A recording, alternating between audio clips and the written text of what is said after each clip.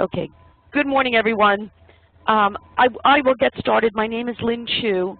I work for Compliance Concepts. We are a healthcare consulting firm, and I've been working with MDTU, then Almost Family, and LHC for several years now. And I'll ask you, if you are dialing in, if you could mute your phones, that would be great, because I can hear a lot of background noise, and I can hear a lot of when you're dialing in, because they are recording the session to be able to utilize it for new nurse practitioners that might be starting. And then you can unmute if you have a question and want to ask it, please, at any point of the in-service. If you have any questions or clarifications, just unmute and ask the question. That way we will have it on recording also, and it can be part of the presentation. So, as I said, my name is Lynn Chu. I am one of the principals at Compliance Concepts. I am a nurse MBA. I'm a certified coder, and I've got some other credentials. I'm a licensed nursing home administrator, and I'm also a certified legal nurse. I do spend the majority of my time doing support services for practitioners and practices, organizations that are going through audits, reviews, and investigations, and I defend the services of practitioners. Generally, the majority of my work with that has to do with defense, because something is billed and the documentation isn't there for it, and I do a lot of depositions, trials, mediations. The rest of my time I spend doing education in services on behalf of practitioners and organizations from a compliance standpoint to make sure that what we're billing and putting out the door is supported by the documentation. So what we're going to concentrate today on are the visits that are being provided by you, the nurse practitioners, in the home setting, in assisted living, and the various locations in which you provide services. And one really nice thing to what we're doing right now is, as I'm sure you're all very well aware at this point, we are asking the practitioners to start to assign the E&M code, which is the Evaluation and Management Code, and that's the visit code. All the visit codes are called Evaluation and Management. The Evaluation and Management codes for the services that you're providing in that home or assisted living location. So they're your evaluation and management. They're all, we call them also the 99 codes. And I know that you all recognize them also as level 1, 2, 3, 4 codes that are there. So they're all the evaluation and management services. And that's really what we're going to concentrate on today, is what has to be in the documentation when we assign those codes. Another really great thing for MDTU, Almost Family, and the LHC group is, as we've been working with your EMR, and you've got Sandy and Amanda, you've got lots of people working on your behalf on the EMR. And just a reminder, if you dialed in, if you could mute your phones, that would be great, because then we won't have the background noise for anybody who dialed in. And if you want to ask a question when you're doing it, just unmute your phone at any point and ask a question. Since we're recording the session, that way we'll have it. But if your phones aren't muted, I can hear all the background noise on your phones. Thank you. So if you have questions, like I said, please stop us and ask, because we want this to be an educational session. And again, I know most of you have started doing it. And we're going through, just so that you understand the process we're going through right now, we still have 100% of your services, 100% of them are being coded by your auditing and coding team. So that is not stopped. Jen and her group are still looking at every single solitary service. And what we're doing to help with the education process is, when the coder is coding your service that you send in, and we look at what you assigned on that service for your E&M service, we're identifying where the coder and you, the provider, might not agree on what the level of service is. We're having a second look at every one of those where there's where the two codes don't match, so that we can identify opportunities for education for either on the coders on the practitioner side, so we can get feedback to you if you're assigning a level of service and the documentation is supporting something different.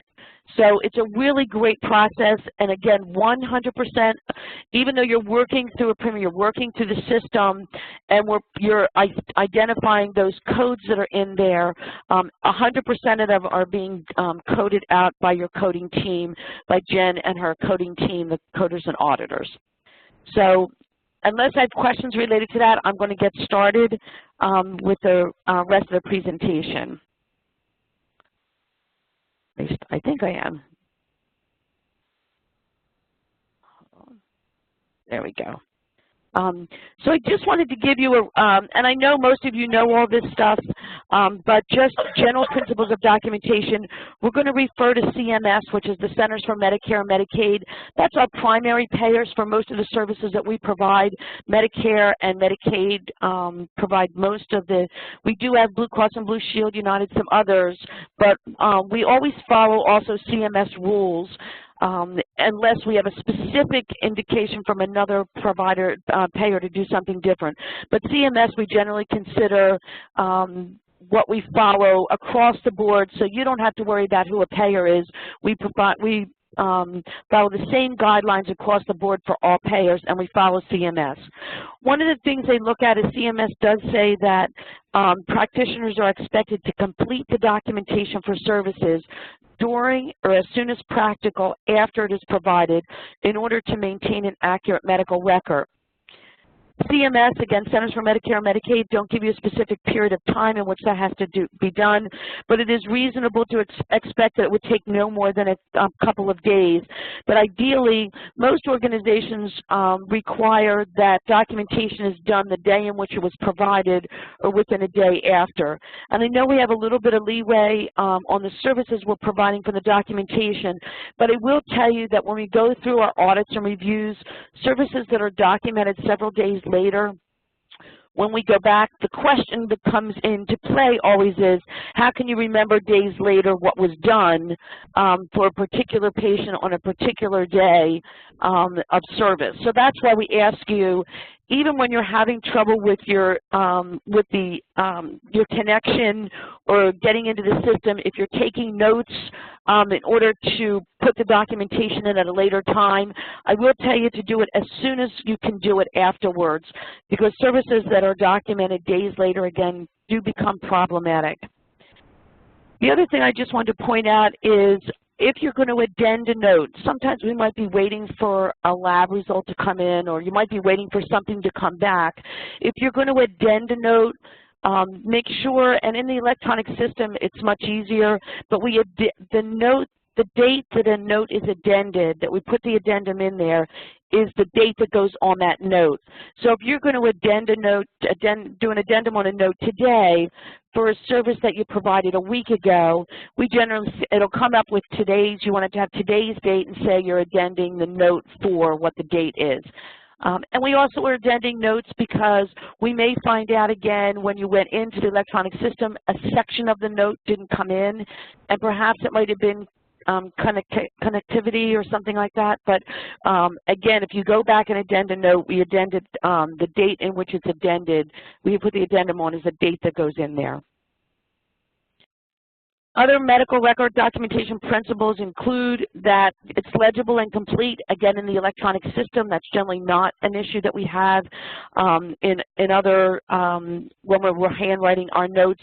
If you do write a handwritten note because there's some problem with the system, again, make sure it's legible and complete.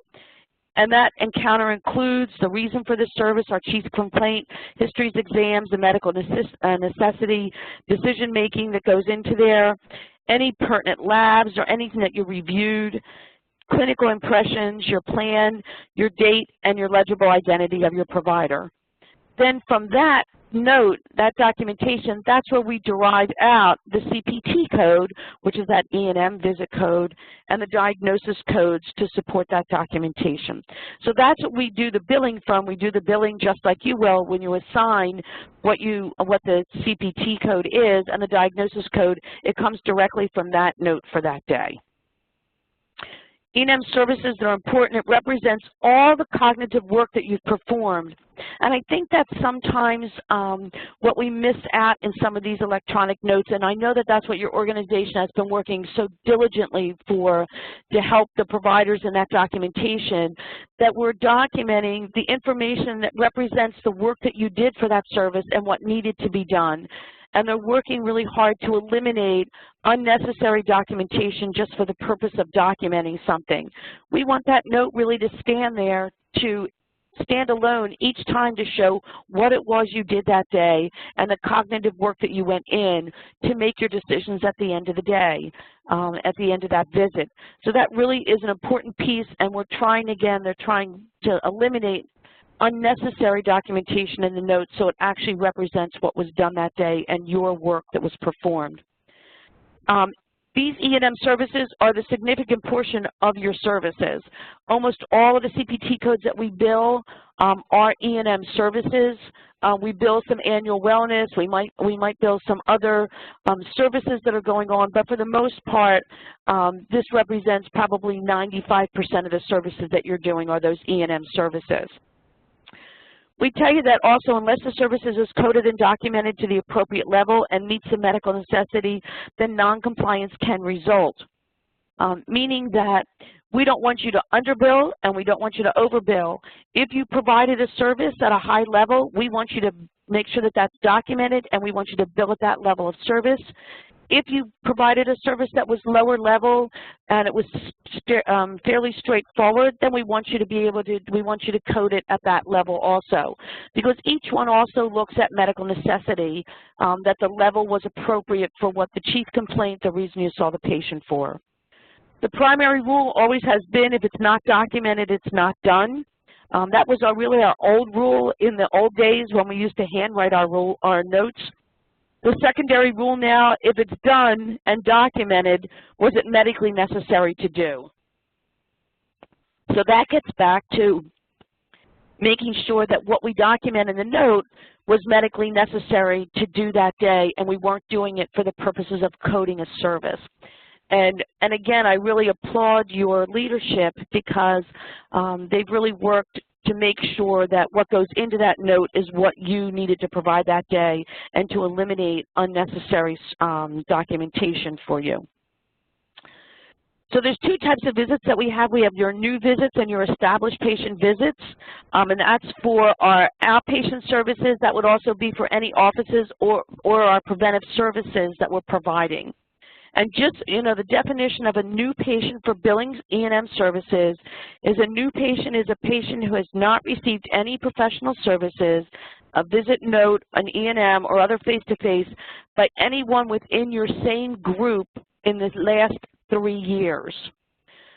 So when I was there, I did have the opportunity to be able to visit your location, and I was able to watch the intake process and the scheduling process for all of you. It's such a highly integrated system. It's amazing what a great job your group does to put together your schedules, etc. One of the calls that I did have the opportunity to listen on was a new patient that was calling in, and it was interesting because the patient was actually a patient for MD2U about 2.5 years ago, and we were scheduling a first visit for them. They were scheduling a new first visit for them. They had not been a patient for about 2.5 years. And when that first visit goes for the purposes of billing, that's an established patient for billing.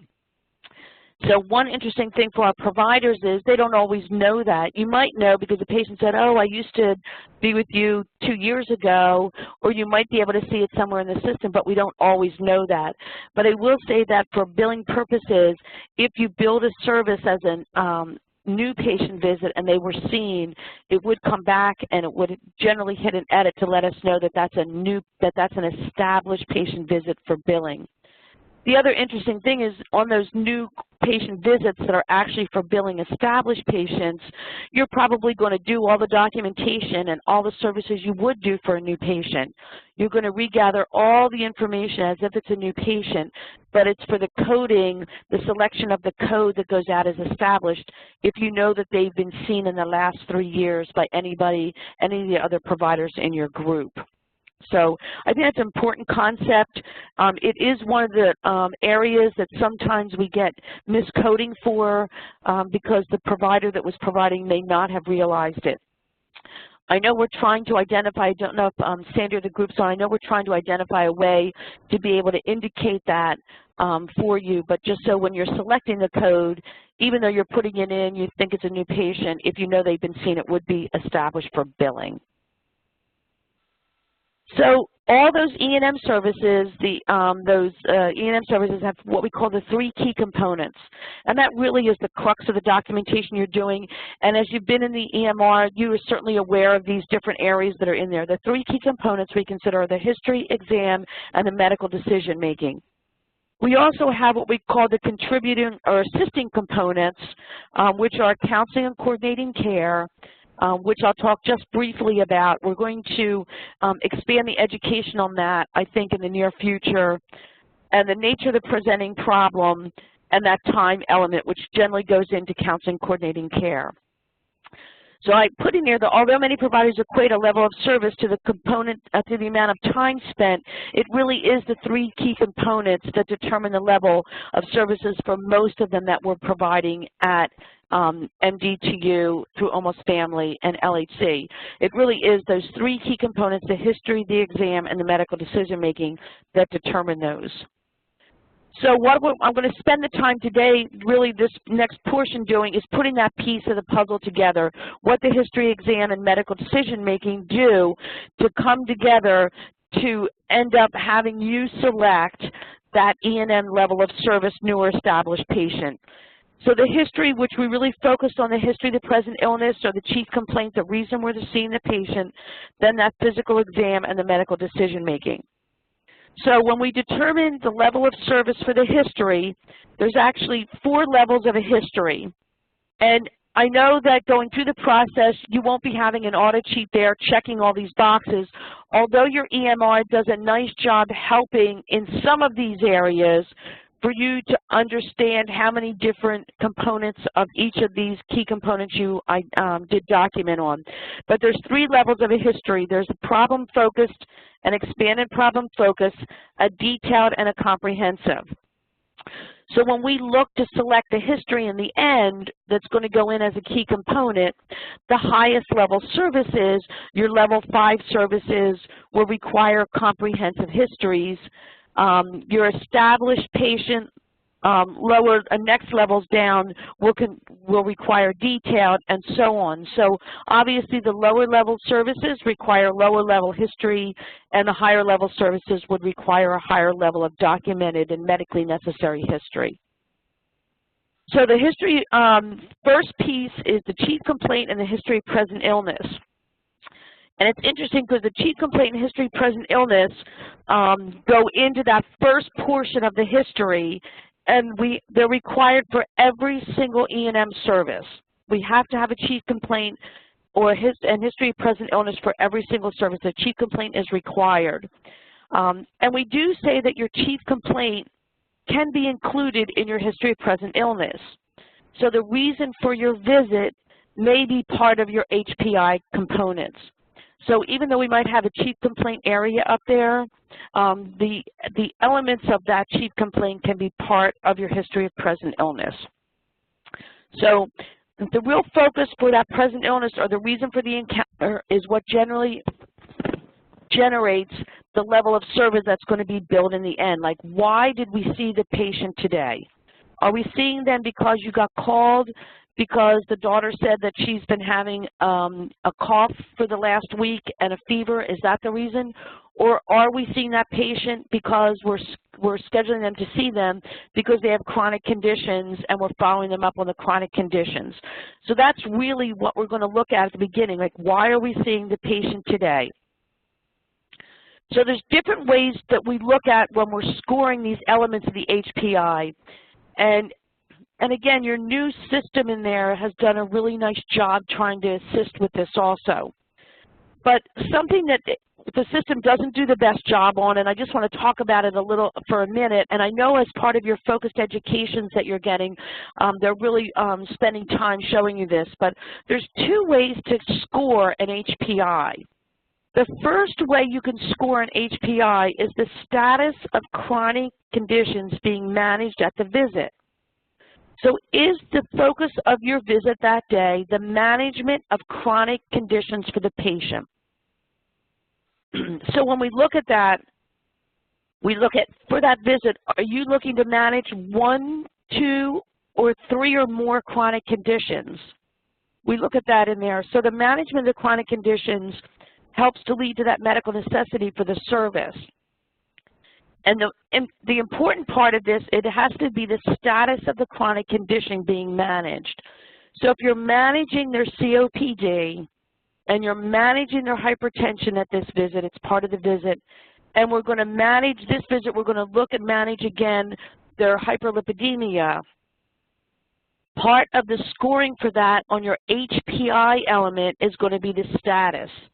So the COPD status might be they had an exacerbation in the last month as reported by the patient, or they had to increase the use of their inhalator, or their oxygen was increased, something to give the status of that chronic condition.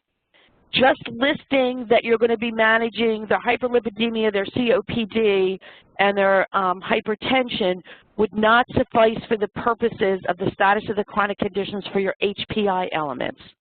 So it does require us to put in a status of those, that it's remained stable over the past month, patient reports it's been exacerbated, et cetera. So you need something in there.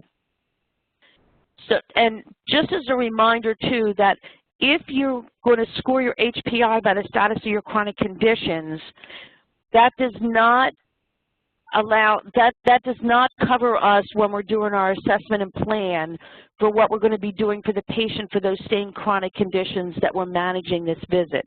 So it's 2 separate areas that are scored as part of our service. So the status of the chronic conditions would be listed as part of our HPI elements.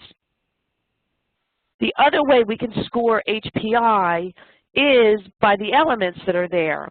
And this looks at the different applicable elements that are there, the location of the issue, where it is, the quality of the issue, that's a description of the type, the severity on a scale of 1 to 10, do we have pain, how long have they had the problem, is there any timing that triggers it, is it worse in the morning, the context, does it occur in relation to anything else when they're exercising, walking, sleeping? Are there any modifying factors, anything that makes it worse or better, such as when they take increase the oxygen, they feel better? And associated signs and symptoms, are any associated signs and symptoms? So these are actually what you've been traditionally used to seeing, I think, in your EMR, is that location, quality, severity, duration pieces. But I do want you to know, for the purposes of scoring your HPI, if you give the status of the chronic conditions you're managing today as part of your HPI, these elements are, you can put them in there as giving additional detail, but they're not necessary for the scoring of the service for that history element. And if I'm not making myself clear on that, make sure you ask me some questions that we're going through. So if you got called in because the daughter or the patient called because they've been not feeling well for the last week, then you're going to put in there, you're seeing the patient today because they called because they've been having a cough and a fever for the last week. So we have a duration. Their temperature's been as high as 101, so we can have some issues there for the severity of what it is. The cough is associated as worse in the morning, and it gets better as they get up and start moving around. So we have timing for that. They've been taking over-the-counter Mucinex and Tylenol, so that's a modifying factor that we have there. And they also have a slight sore throat, so we have an associated sign and symptom. One thing about the EMR systems is, and that's why we've set up for you to be able to now put in the HPI section free text, because that's one of the most important, giving good information about you know, called to see patient, has been having a fever and cough for the last week, says it's worse in the morning than it was, but gets better during the day.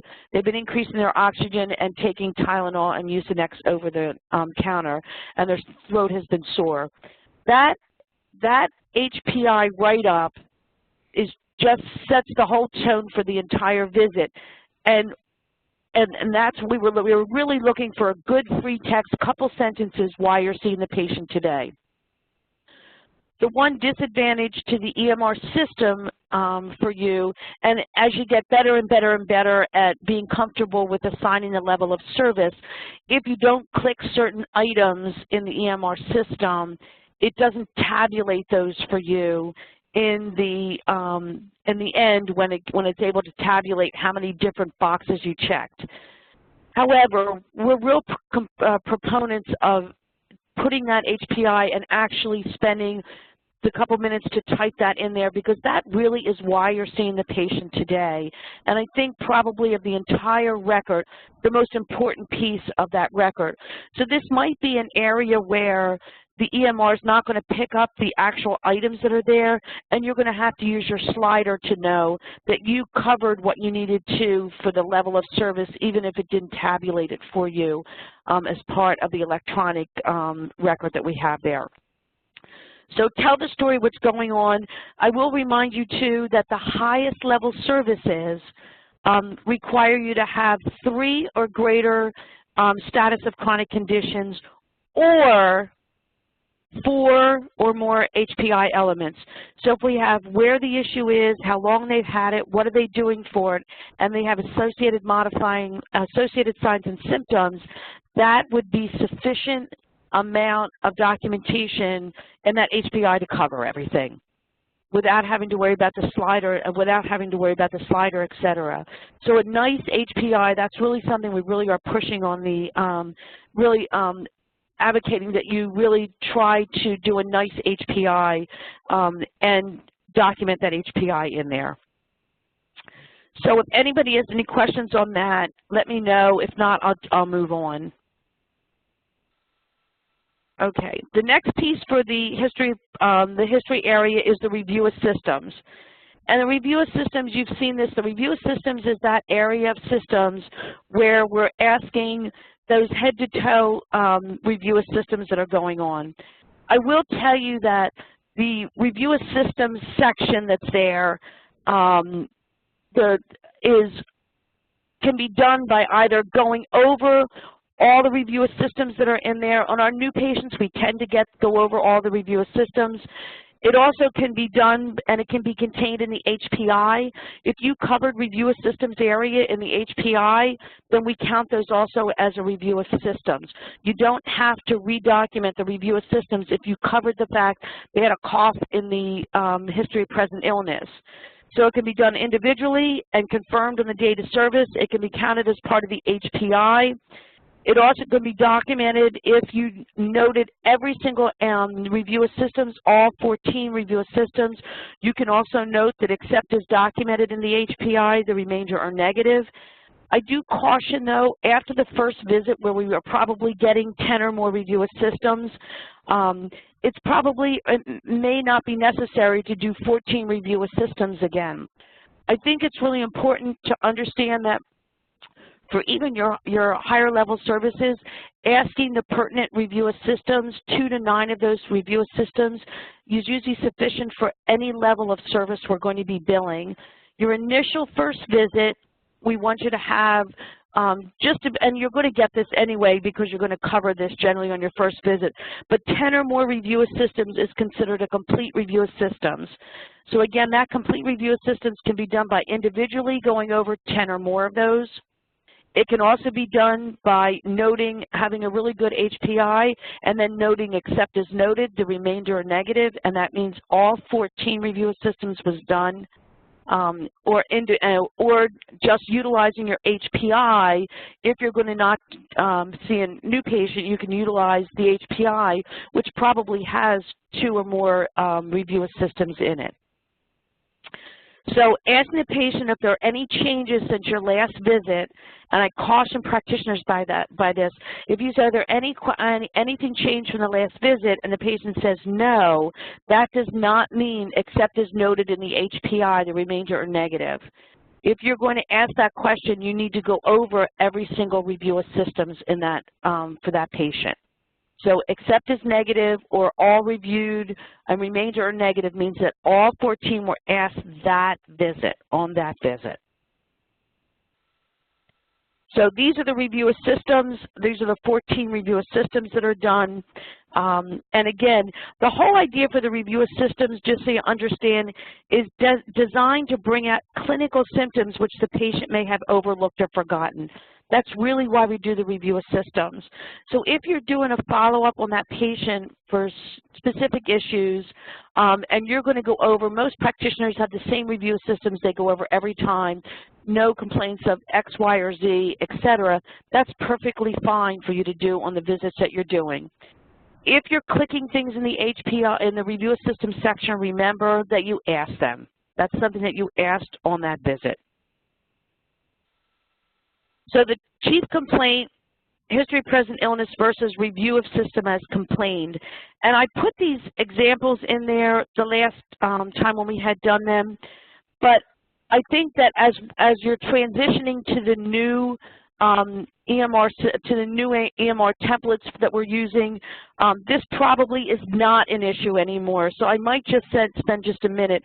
What happened in the old system was we really were mixing why the homebound, home-limited documentation with the chief complaint HPI. This is how it used to be laid out, chief complaint HPI.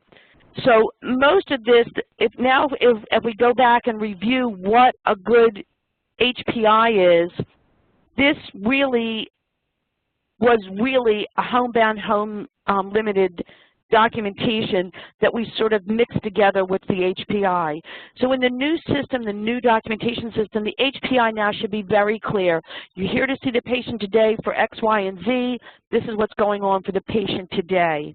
And we won't be mixing up the homebound, home status, home limited statements with our review of systems or the chief complaint history of present illness. The other thing in the old system was it used to say, and actually this says this in the new system too, we have not been able to change this, but we have in there the ROS in there, it sometimes says patient complained of. When we're complaining of it, sometimes it doesn't make sense what's in there for complained, but it is one of the defaults in the system that's there. So if you, the other recommendation I will say is if you have a family member who's giving you the information, and we've talked about this too, we have family member, make sure that that's documented in there, that there's a family member there providing some of the information. So I'm going to go past this one now because I think that we've probably addressed some of these issues in the new, any of you have gone through the new updates, and those that are in the process of the updates, you'll see the significant changes in the documentation in the end. And I think if you print out some of your notes in the new system, you'll see how good the notes are now, how much easier it is to follow what's actually happening with the patient. So again, this was an example of the review of systems section that was in there, and it, so in the old system, and I believe the new one, the patient complained of memory loss and poor historian. Obviously, the patient didn't complain of their memory loss. The patient has memory loss, but this is part of that default that they complained of. Some of that system is going to stay in there, but I just wanted to bring it out to you so that you could understand and see what it looks like, that they complained of fatigue and insomnia. And this was a patient who had significant memory loss and had severe dementia, where we said that they were complaining of. So anyway, that's a default that's in there. You will see some of that, and you'll see it doesn't make a whole lot of sense, but we've gotten past that to understand that that HPI is actually going to tell us why you're seeing the patient that day. So the last one is the past family social history, the PFSH we call it. Initial visits, again, we generally get a past family social history as part of that initial visit.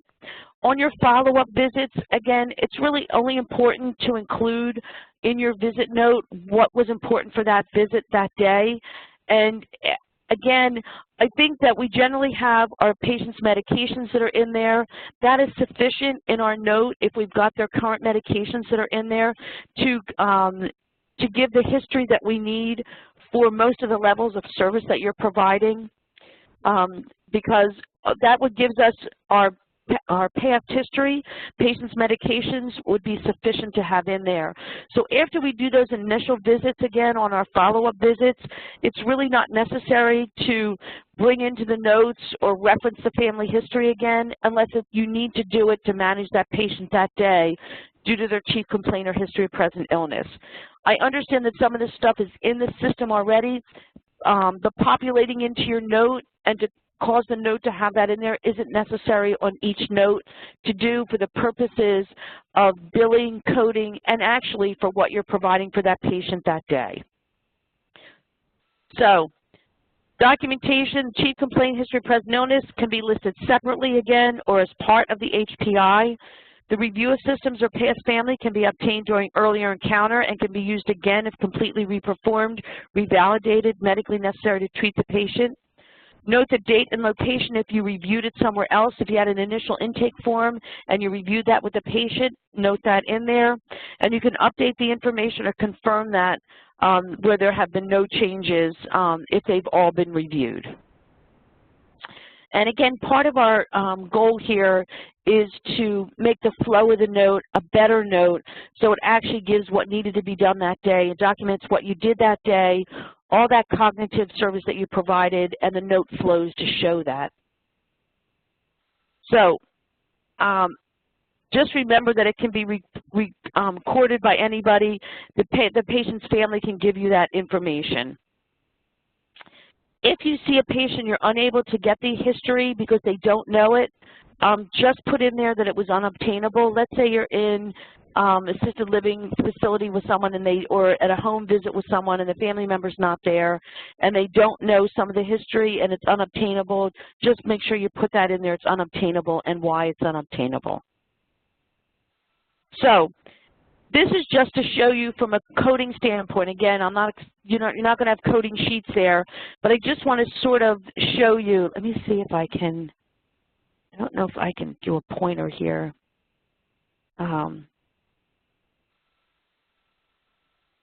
Let me see.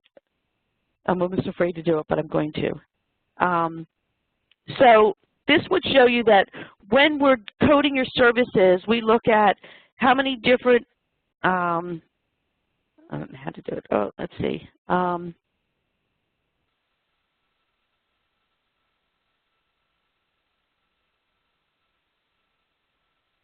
Oh, well. Oh, there we go. Well, we would go through your documentation, or if we were going through a review, we document how many different chronic conditions that you give the status of.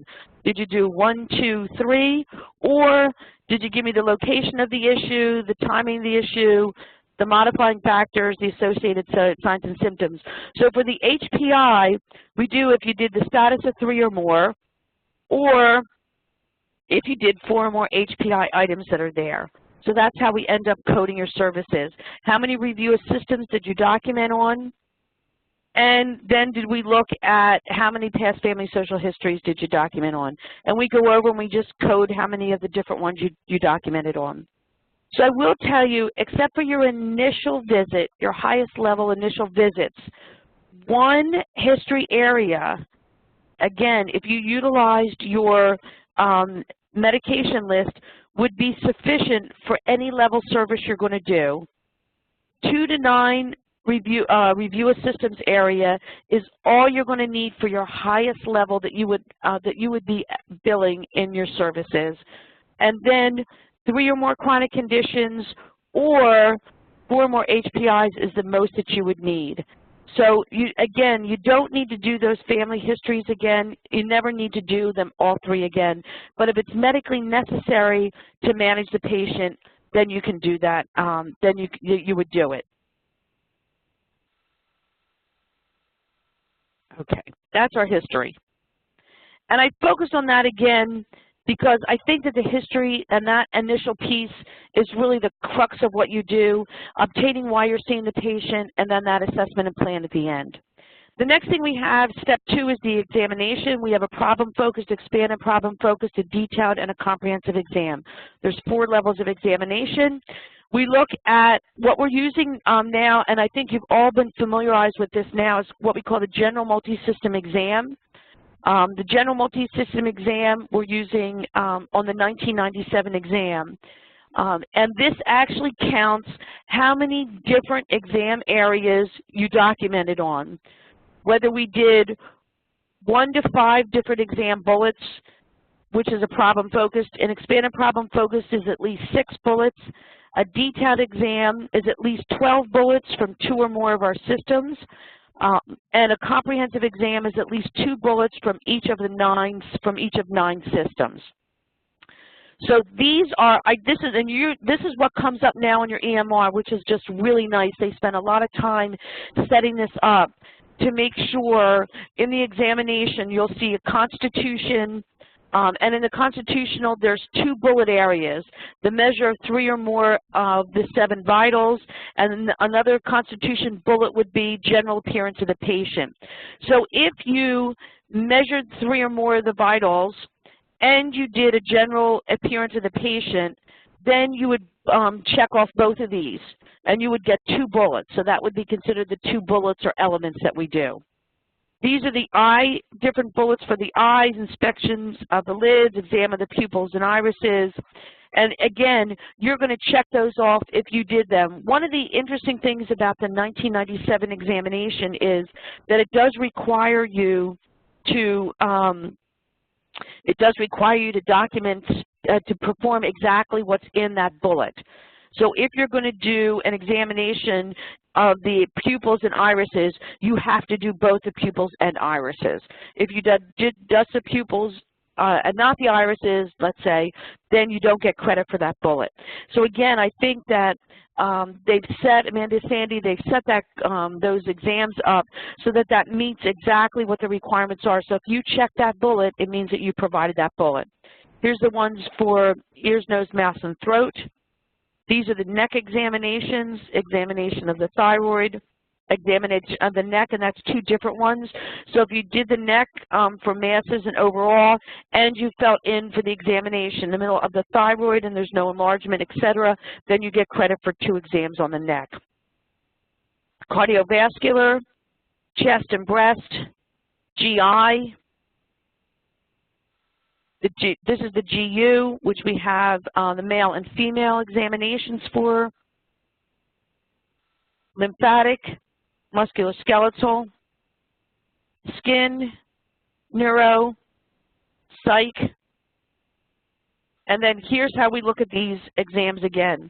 If you did 1 to 5 bullets on any areas, it's a problem-focused exam, which is our lowest level examination. If you did 6 to 11 bullets in any of the areas, then that's an expanded problem-focused examination. If you're going to do a detailed examination, you do one of the following. Did you do at least 2 bullets in each of 6 body areas, or are there a total of 12 bullets circled in the areas? So if you had 12 bullets that were in here in the areas, with at least 2 areas, you would have that. But the comprehensive is at least 2 bullets in each of 9 body areas. So if you're going to do a comprehensive exam, the highest level, there has to be at least 2 bullets in at least 9 of the areas.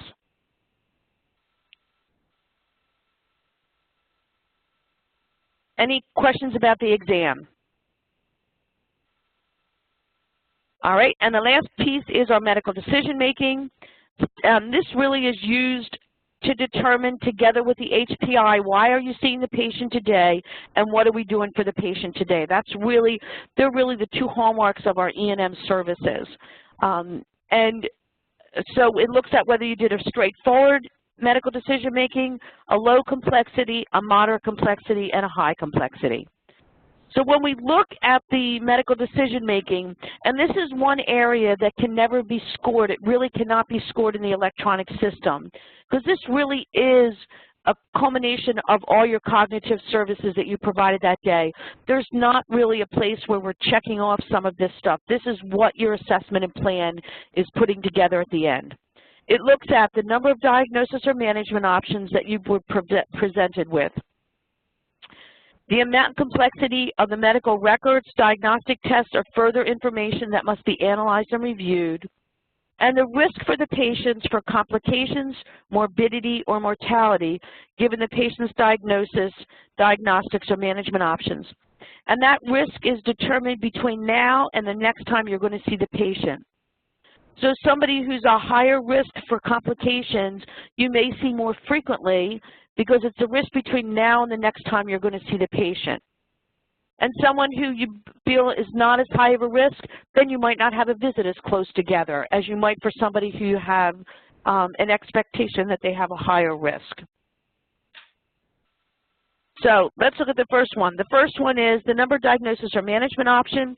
This indicates and asks you to clearly indicate the diagnosis, whether they're controlled, improved, or worsening, indicate any differential diagnosis, indicate the treatment plan, and indicate any referrals or requests that were made for consultation. So remember in that HPI, we're going to give the status of 3 chronic conditions that are there. Down in our medical decision-making and our assessment and plan, if you said somebody was stable up in the HPI for the purposes of the HPI status of 3 or more chronic conditions, in our assessment and plan, we don't need to put, again, that they're stable in there. We're going to put that what the patient has COPD, and they're going to continue with their current inhalator and oxygen and O2 at 2 liters. You don't have to actually reiterate what was up there, up in the HPI for that status of there, but in the assessment and plan, we're going to put what we're doing. And if you've listed somewhere that they're already on their 2 liters of oxygen that's listed, you can put that they're going to continue with their current oxygen level. So we don't want you to double do work that's unnecessary to double document if it's documented somewhere. But in that assessment and plan, I will tell you it's very important to do 1, 2, 3, 4, what the diagnosis is you're managing and what you're doing for the management. So you're going to manage your COPD, we're going to continue with their O2 and their inhalator. You're managing this on this visit, we're going to continue with this. You're managing this visit, and we're going to increase something. The patient presented with this today, we're going to make a recommendation that they see an ENT. We're going to consult ENT. So this is, again, where we're looking at what those things that we're managing today and what we're doing about those things today. And it's not just a list of chronic conditions. So if you're listing just all diagnoses, we consider the list of diagnosis medical history. The assessment and plan is what you dealt with that day, managed that day, and what you were doing about it that visit. So a list of diagnosis doesn't count. That's a medical history. And that assessment and plan, it's the diagnosis and management options you did that day. So you may have someone who has hypertension, but we didn't manage it this visit. We managed it last visit, and we're managing their COPD this visit. So listing the diagnosis is medical history. Addressing the diagnosis this visit becomes part of the assessment and plan. Next is the amount of data that's reviewed and ordered. So if you ordered lab work from the last visit and you reviewed that, this is where you could put that the labs were reviewed and shows their hemoglobin remains such and so. You also can just reference the lab that you reviewed the lab, as long as we can see that you did review the lab. My recommendation generally is when you review labs or radiology, they had something done ahead of time, they had a chest x-ray that was done, to note that in there, chest x-ray reviewed and infusion and the pneumonia is clearing in the left lung, I'll just put. So, but this is where you're going to put anything that you reviewed, any tests that you reviewed or ordered that were there. If you are ordering labs, you get credit for that too. If you ordered labs, you get credit for it, or if you reviewed labs, you get credit for it. So you can, if you listed the labs you ordered that visit, if I can see that you ordered before the next visit, we're going to do a CBC, et cetera, that's sufficient too. If we can see that it was ordered that visit, you would get credit for it. So this is how this tool works. Again, on that left side there, medical decision making, the number of diagnosis or management options. Let's see if I can do this again.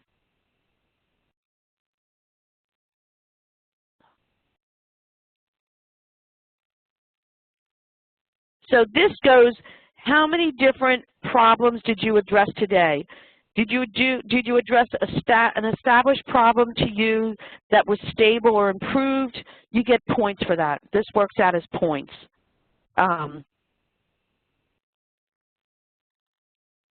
So again, we actually put a number in here. Their COPT was worse today, so you get 1 there. Their hyperlipidemia and their hypertension were stable today. You'll get 2 there. So you get 2 diagnosis that had a point each for 2 points. You had 1 diagnosis, COPD, that was worse today. You're going to get 2 points for that because you get 2 times 1, and we total it down here. So that's how that service works. This is why it's very important to know in your assessment and plan, even if you didn't put stable, improved, et cetera, we have that up in the HPI, we're putting what we're doing for that problem. The COPD, we're going to increase the oxygen. That's a worst issue. So that's how we look at those. That goes in here. Then we look at the amount and complexity of the data.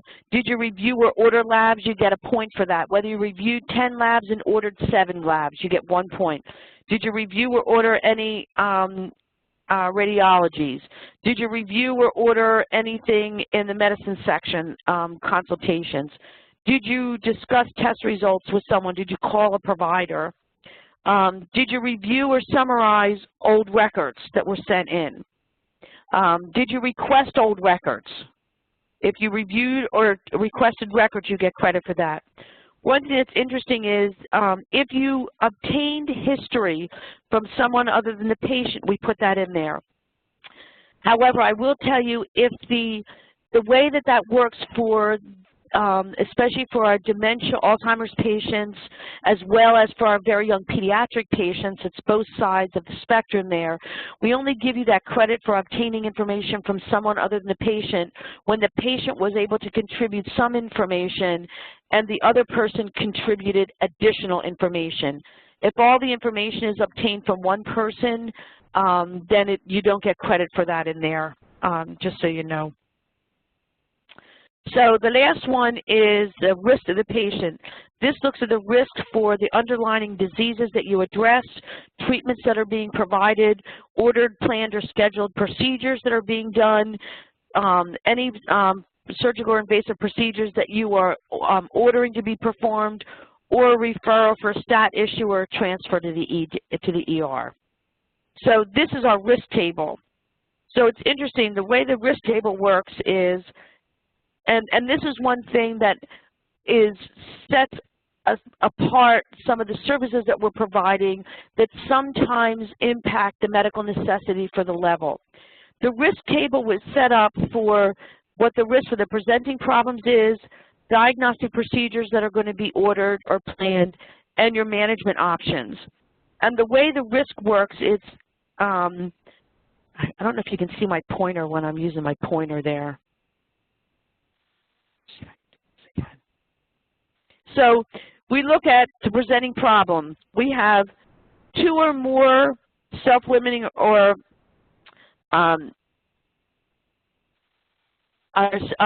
minor problems.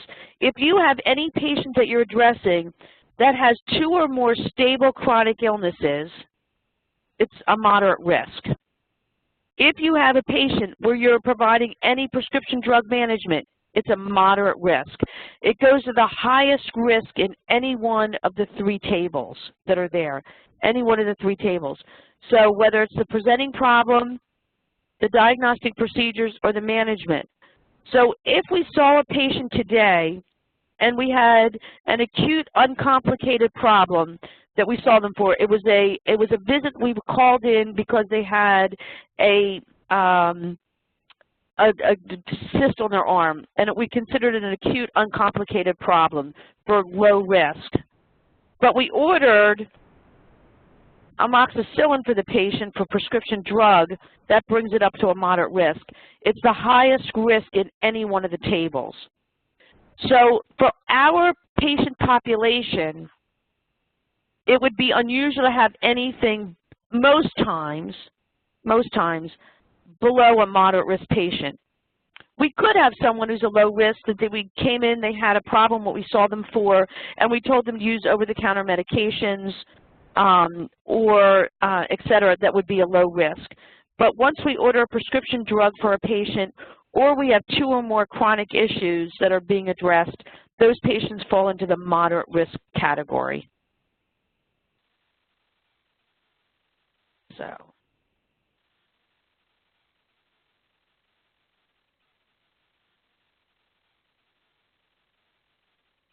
the way this system works is, the way that we do it, only 2 of the 3, either the number of diagnosis or management options, the amount and complexity of the data, or the risk of the patient, 2 of the 3 get counted.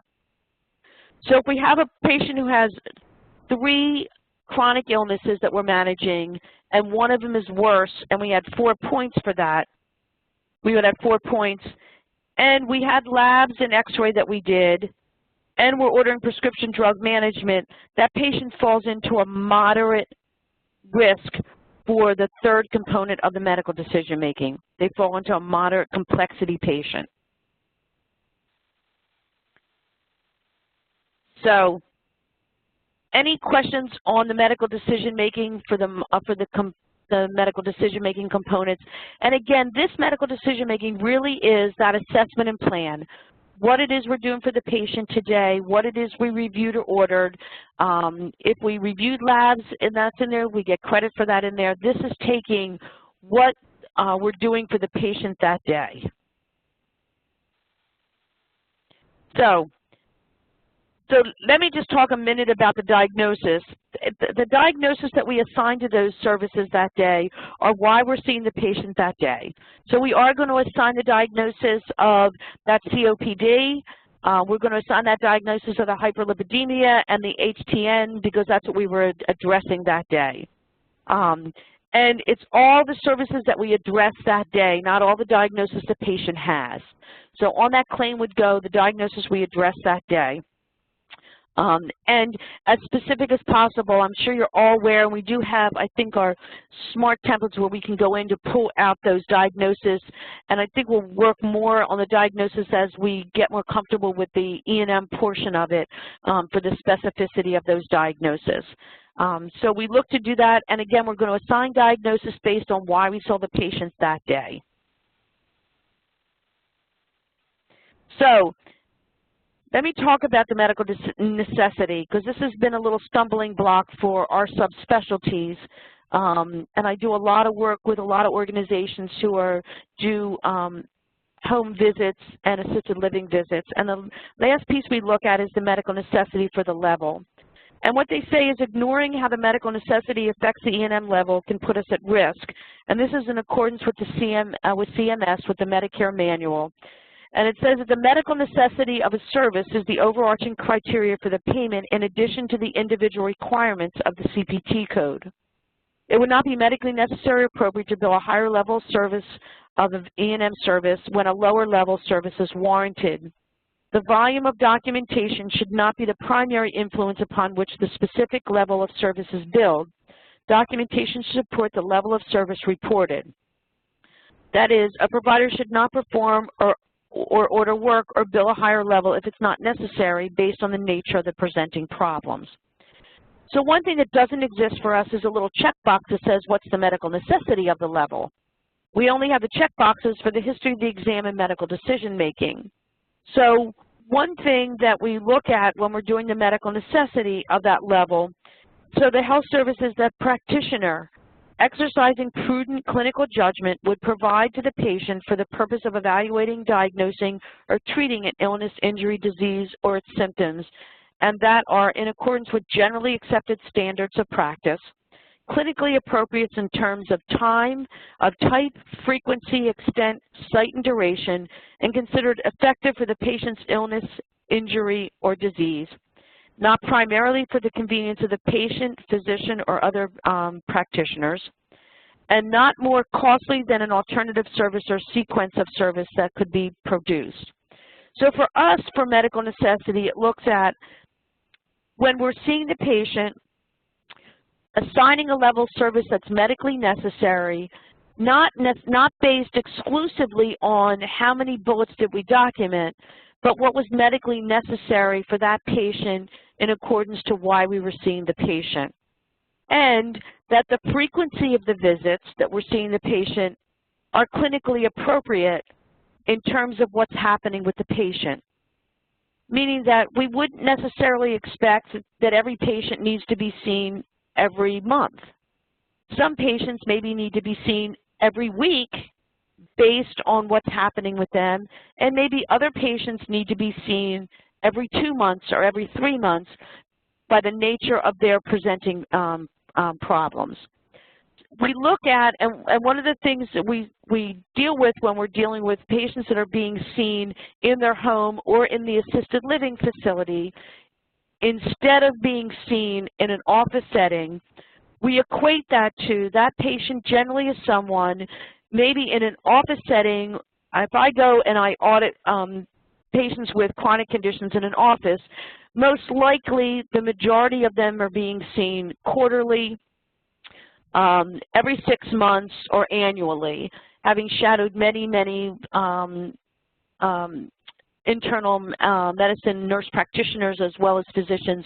The frequency generally is on the 3, 6, 12-month frequency when things are being managed and under control. If we have a patient who's coming into the office setting and it's not, we might see them back weekly, we might see them back in 30 days, or we might see them back in 2 weeks. So we use the same prudence when we're seeing them in the home, at the frequency that we need to see the patients to manage their diseases, to manage their chronic conditions, and to keep them at the lowest risk.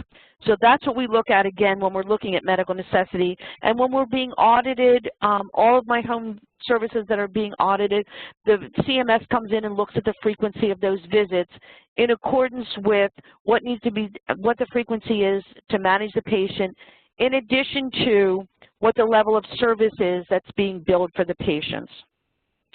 So the purposes of generally accepted standards of medical practice means standards that are based on credible scientific evidence published in peer reviews, medical literature, generally recognized by a relevant medical community, physician specialty societies, the views of physicians practicing in a relevant clinical area, and other relevant factors. And please remember, for the purposes CMS publishes the word physician, physician means other practitioners, including nurse practitioners. So again, this gets back to that medical necessity of what is generally medically accepted standards, including the frequency of the visits as well as the level of service that's being billed. So document and perform what is needed on the date of service based on the reason for the visit, and code based on that reason for this visit and why you saw the patient that day. So that's our medical necessity. So here's our puzzle. I'm just going to go over these sort of quickly. These are your new home visit and assisted living visits. These are considered new visit level 1s. And a home visit, and just so you know, domiciliary and the home visits, the assisted living, the write-up for them is exactly the same, except for the CPT code and the introduction of that code. So home visit, this is the code for assisted living. The entire rest of the description is exactly the same. So for level 1, New patient requires problem-focused history, problem-focused exam, straightforward medical decision-making, counseling, coordinated care with other physicians or qualified healthcare professionals or agencies are provided consistent with the nature of the presenting problems and the patient's overall family needs. Usually the presenting problems are of low severity. Typically 20 minutes are spent face-to-face with the patient and family. So the write-up is exactly the same for whether we're a home visit or an assisted living or a level 1. And I'll talk about that time later, so don't I have to stop this annotation. All right. Level 2, same exact thing. Expanded problem-focused history, expanded problem-focused exam, and medical decision-making of low complexity for level 2 new patient visits. Usually the presenting problems are of moderate severity. So level 2 new patient, usually the presenting problems are of moderate severity. A level 3 new patient visit requires detailed history, detailed exam, moderate medical decision-making, and usually the presenting problems are of moderate to high severity. So a level 3 new patient visit, usually the presenting problems are moderate to high severity. A level 4 new patient visit, usually the presenting problems are of high severity. So 99344, 99327, usually the presenting problems are of high severity, typically 60 minutes, and that's going to do with our counseling coordinating care. And then the highest level, 99245, which is a new patient level 5, and a new assisted living, which is a 99328 code actually. Usually the patient is unstable or has developed a significant new problem requiring immediate physician attention. That's the write-ups for the level 5 new patient visits. Established patient, home visit, or assisted living level 1. Just so you know, we call them level 1s. I know internally you call them level 1s, 2, 3, 4s. Just so you know, the CPT code is a 99347 for the home visit, and for the assisted living it's a 99334, which is your level 1s. Level 1, usually the presenting problems are self-limiting or minor. So that might be someone that we were called in to see. We went in, they had what they thought was a lesion on their hand, let's just say, I'm picking something, and we go in and it's a mosquito bite. It worried them, they were worried about it, it was red, but it was a mosquito bite, and we're just going to have them watch it. That might be somebody who's level 1. Very straightforward, very self-limiting. They're considering a self-limiting problem something where that after the course of treatment, the diagnosis goes away. A level 2 follow-up visit, which again, these are the majority of your services are your follow-up visits. A home visit is a 99348. Assisted living is 99335. These are your level 2s. It says that usually the presenting problems are low to moderate severity. Usually the presenting problems low to moderate. Typically 25 minutes are spent, and that's when we're doing counseling coordinating care. A level 3 visit says that usually the presenting problems are moderate to high severity.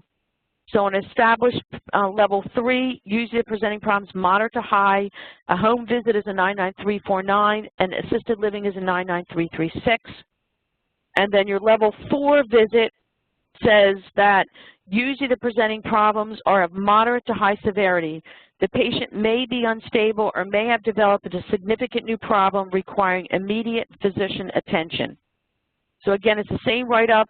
So your level 4 visit for home, the highest level is a 99350, and a level 4 visit for assisted living is a 99337.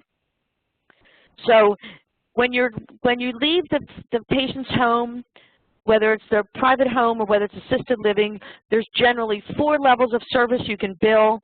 For the majority, a level 1 service, presenting problems usually minor. Level 2, usually the presenting problems are low to moderate. A level 3, presenting problems are moderate to high. And level 4 service generally require immediate intervention. We could have someone with a severe exacerbation of their COPD, and we're going to increase their oxygen. We're going to do this. We're going to manage them. generally anyone we have in there where we tell the patients or the patient's family if there's no improvement, we want you to go to the emergency room. Typically, they're the types of patients that are the highest level, typically. That doesn't mean that they all have to be going out to the emergency room. It's not what it means, but typically those 5.0 services or 3.7s, which are our level 4 services, have the highest level of intervention needed, and we might be going back to see them tomorrow or 2 days, etc. That follow-up visit is going to be close by because of the presenting issues. So we did set up coding cards, and I think everyone has gotten them, where we set up for you just hints for you for what the levels of services are. These are your new patient homes and new patient assisted living. I know I'm not using this too well here, and I apologize. So new patient home, new patient assisted living, there's the codes that are there, and this tells you how many HPI, how many review assistant, how many past family social, what the exam level would be, and then the typical time associated with that, and that time is only for counseling coordinating care, which we're going to do additional in-servicing on. These are the established levels, patient home, and then the patient assisted living, and what's required from that. And then these are the coding cards that we set up for everyone. And again, for these coding cards, the one side has, and I'm going to concentrate on your established, the one side has your home visits that are there, your new patient home, and this is the majority of what you provide. These are your established patients for home visits, and these are your established assisted living patients, the levels. And I generally say when a practitioner comes out of a home of a patient, there's 4 levels of service, 1, 2, 3, 4, and for the most part, you generally know if you provided a level 1, 2, 3, or 4 service. You generally are going to know that. And that there's a scale in there. We provide probably very few level 1 services, and I'll call them level 1 for that purpose. We provide very few level 1 services that are going on because those patients typically, we're not addressing one small thing. The majority of our services fall into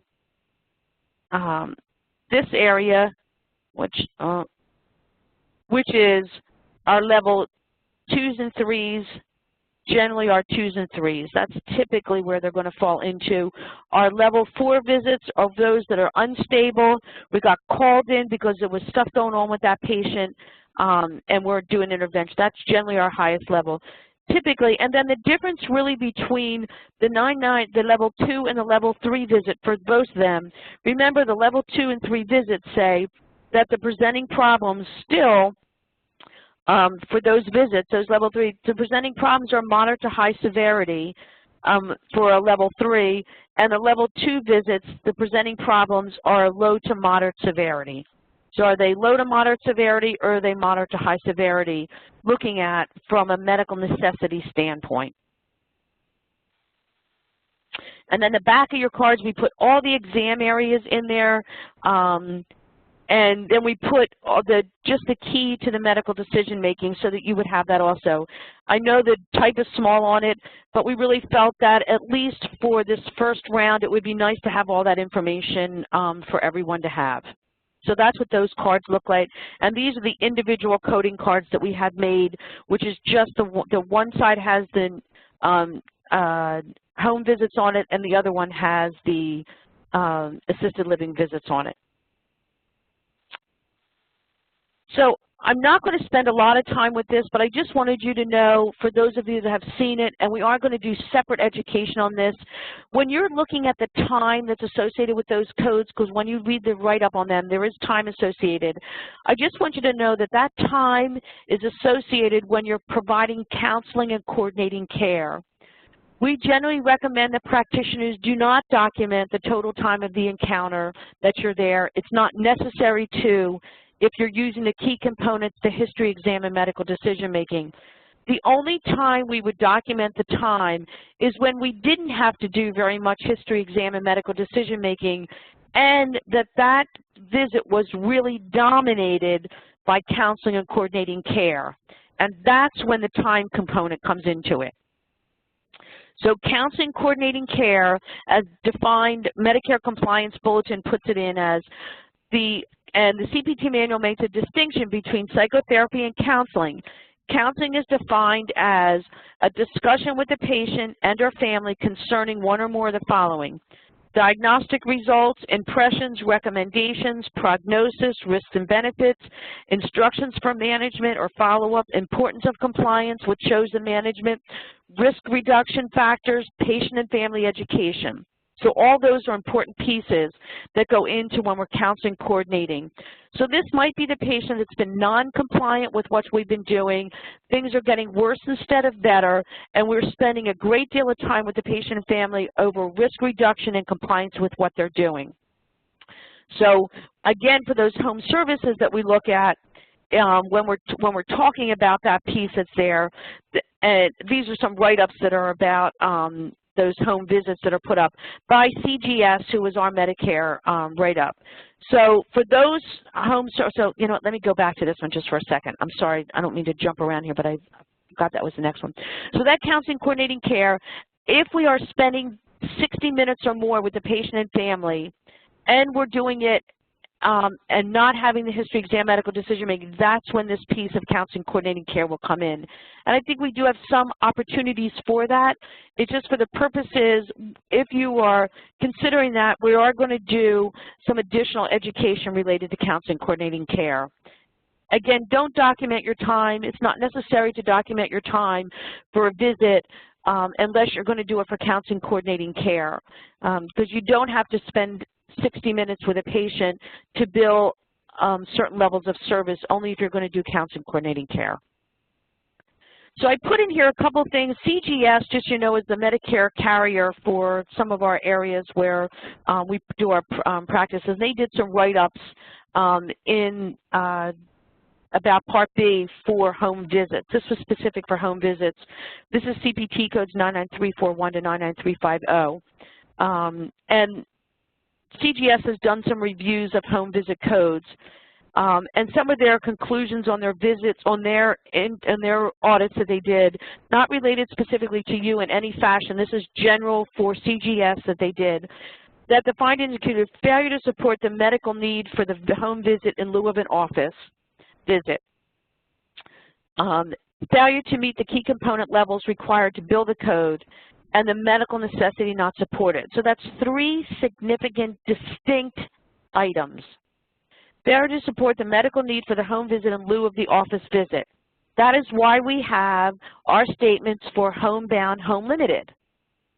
And in the new system, which is really nice, it's not mixing it with our chief complaint history of present illness. It is a tab that we're having where we have the homebound, home limited statement that's there, and the documentation to support why they're homebound and home limited. We do have patients, and I saw lots of the notes, I've looked at lots of your services. We have patients who do meet homebound, home limited. Maybe they've come, they're on your service because they had recent surgery, or they came on service because of a significant decline, and they're homebound, home limited services. And then we have some that those same patients become non-homebound, home limited, and then they can return to going to the office setting. So when we have that, when they are able to return to that office setting, because they no longer are homebound, home limited, we need to stop their services, and they need to go back to see a physician in the community, because our services can't be provided strictly for the convenience of the patient. It can be for the convenience of the patient if they're homebound, home limited, or they require their caretaker to have to take them out. They still can qualify. If, however, they're out driving, doing all their own stuff out there, we can't provide that service in the home to them for their convenience. So that's a really important distinction, so that if there's a point at which the patient does not qualify for home services, then that particular patient, we need to change them back to the community setting.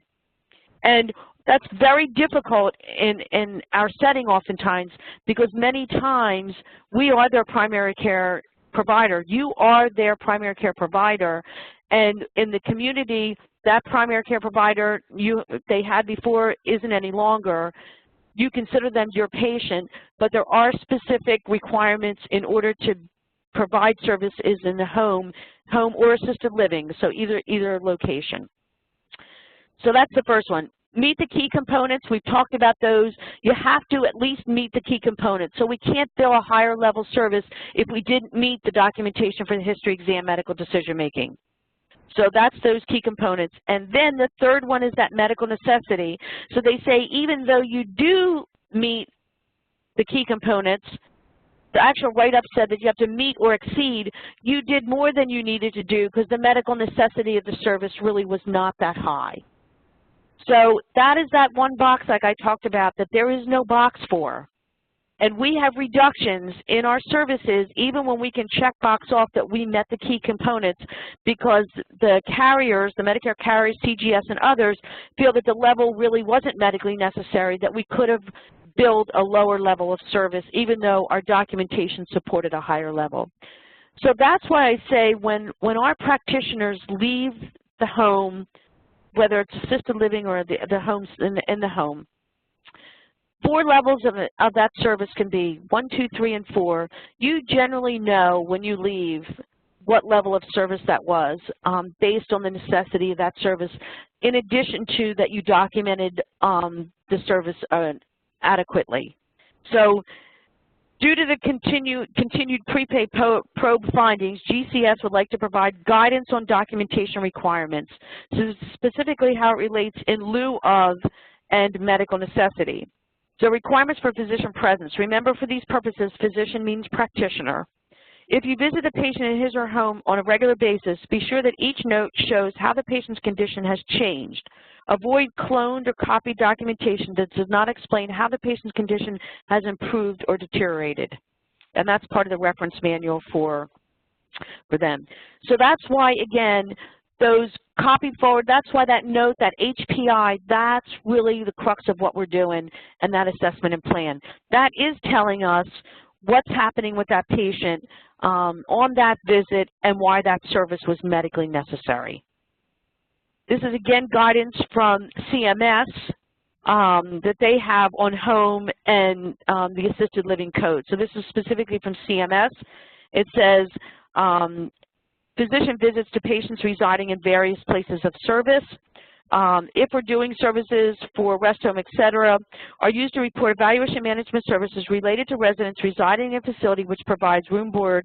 The CPT codes are used to report E&M services in facilities assigned to those levels of service. And again, it goes back to what CGS says here, that these all fall into that same, why we're providing the services there. The CPT codes for those home services, patients residing in their home or their private home, not residing in a congregate living situation or assisted living situation. They may not be used for billing services provided in settings other than the home services. And then we have the separate assisted living services. Requirements for the presence, they're paid when they are billed to report the E&M provided in a private home. And homebound status. Under the home health benefit, the patient must be confined to the home for services to be covered for homebound. The home services provided by a physician using this code, the beneficiary does not need to be confined to the home. The medical record must document the medical necessity of the home visit in lieu of the office or outpatient visit. So that's why we say homebound or home limited. So they do not have to be homebound as they have to be home health services, but they do need to be medically necessary in lieu of the office or the outpatient. So that's why we do home limited.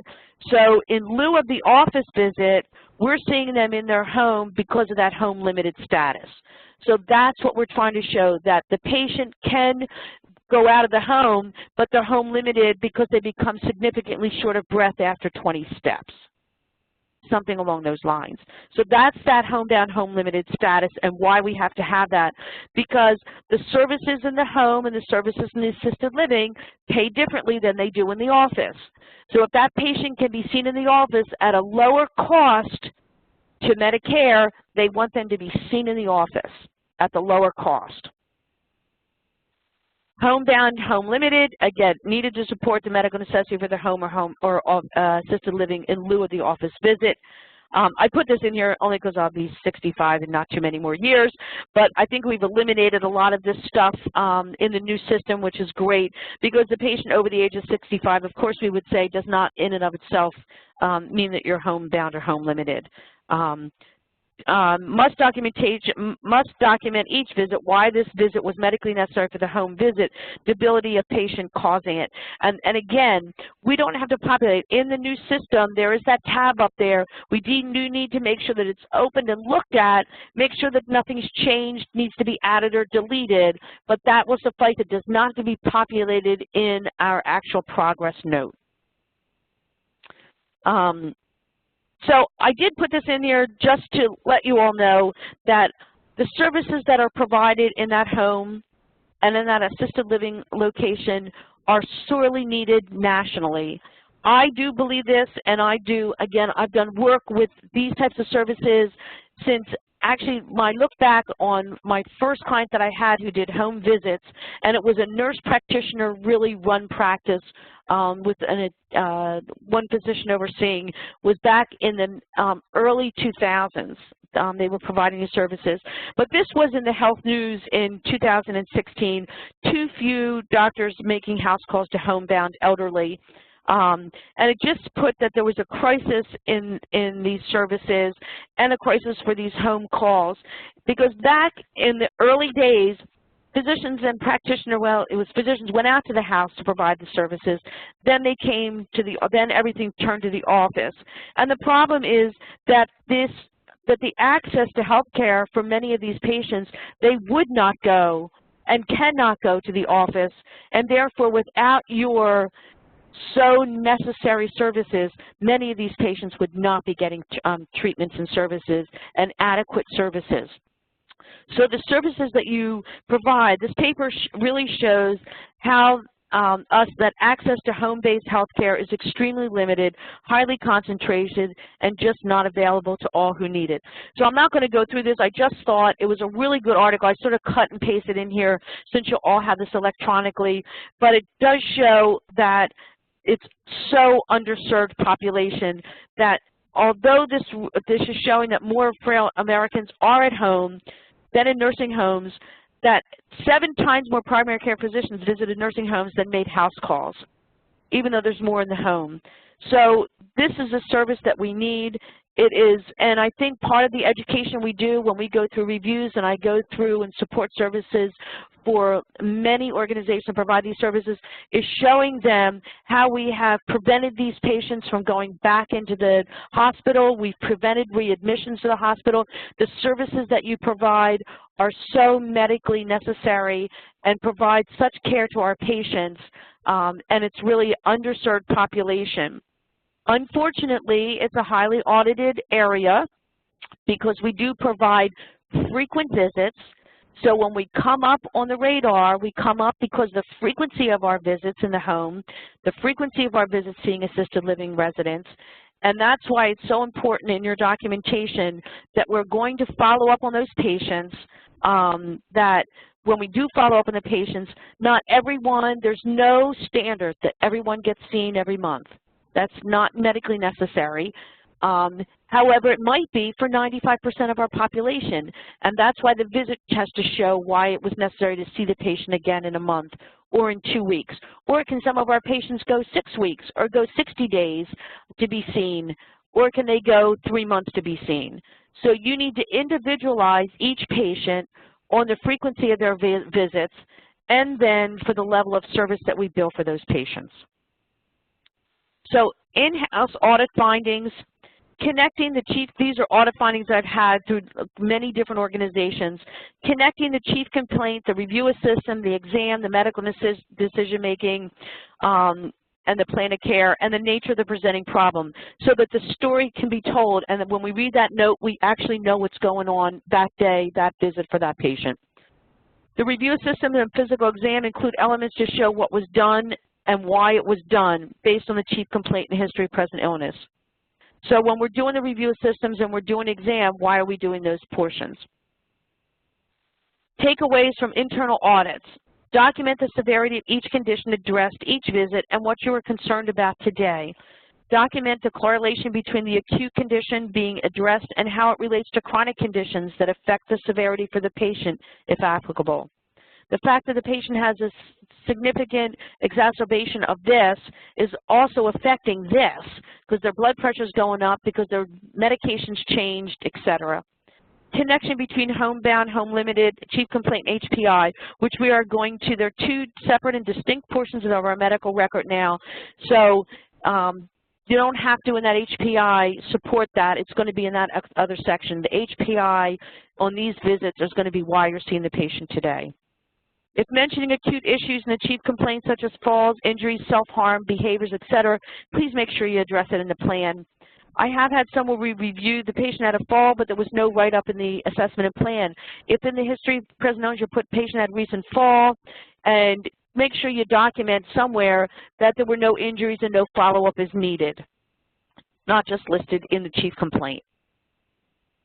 Risk of falls, in-house audits, risk of falls and injuries, left elbow and hip with severe pain and associated pain and medical noncompliance of steroids for pain associated with it. Document how you're going to address the injuries due to the fall. Severe limited mobility, which makes the anxiety worse. Addressing the plan of care. If the anxiety is getting worse because of this limited mobility, address it if you need to address it. You might not need to. You might not make any changes to the patient at all, but you're going to continue to encourage the patient such and so. Again, if you're addressing it in the history of present illness, the reason for this visit, make sure you address it in your plan. And again, the plan doesn't have to be the assessment plan. I can see most things in any portion of the note. The only thing that needs to be separated is if you're using the HPI status of chronic conditions, that needs to be a distinct section of the status of chronic conditions. Intellectual disability is profound. Addressing the plan of care if applicable. If it's profound, it is, and maybe we're not going to need to do any changes. UTI in elderly with behavioral disturbance. Distinguish between behavioral diagnosis from a secondary cause of traditionally defined medical diagnosis when there's no relationship documented, such as a differential diagnosis. The UTI in the elderly with behavioral disturbance, and again, some of this is, I think, going to go away with the new documentation system. And last one I'm going to do is the aggressive and combative harm to self and others, severe Parkinson's. Document if this is an acute issue that you're going to address. And if it is not history of present illness, we would expect to see it addressed in some fashion, that we're going to continue to educate continue to work with the family member to redirect the patient in some fashion. So follow from some of the E&M code selections, full review of all selected codes initially. Again, every single service that you're providing where you're identifying that level of E&M service, 100% of them are being audited. They're being coded, 100% of them. We're trying to do follow-ups for the practitioners for the week, for the feedback. We had set up and do have set up a dedicated email if you have questions when you're done here, and it can go into this a dedicated email system. And the reason we did that was so we could share your questions from the in-services with others. So if you have a question, maybe someone else does, so we can collect all the questions and address them to the group if you've got a particular question when you're doing something, especially the new practitioners who have never assigned an E&M level before. Some of our practitioners had assigned them for years and years, and then we didn't assign them for a while, and are very familiar with the documentation. Other practitioners, if you're new and have never done it, this can be a pretty daunting when you're trying to care for your patient to do these pieces, but I can promise you that over a short period of time you'll get very comfortable with it, and you'll know what needs to be done. You won't need to have it assigned from your EMR documentation. You won't have to use the slide, those components. You'll know what that level was when you were done and be able to assign that level. More in the future, we're going to do documentation in the future on the hospital, the post-hospital and post-ED visits, how we might address those, the annual wellness visits, chronic care management visits, and any other recommendations you might have. So if you have recommendations for future in-services, future educations, please let your leadership know, because we want to be able to provide for you what it is that you're looking for. And again, looking at time for counseling, coordinating care, et cetera, we're going to be doing more education based on that also, so you understand what that is. So I'll open it up if anybody wants to unmute, if anybody has a question before we stop the recording. Does anyone have any questions or comments?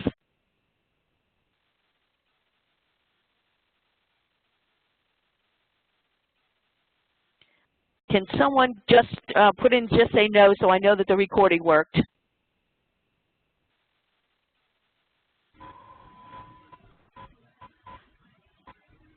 Thank you, whoever that was. So I just wanted to be sure everybody could hear me throughout the presentation.